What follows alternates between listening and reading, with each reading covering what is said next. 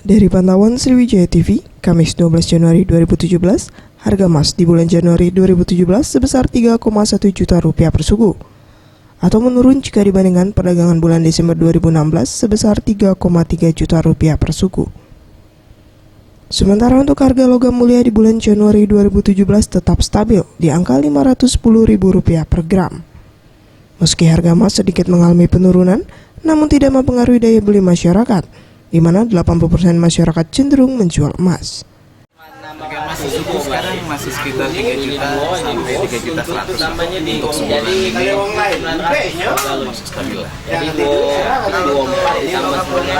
Logam mulia harga hari ini 510 per gramnya.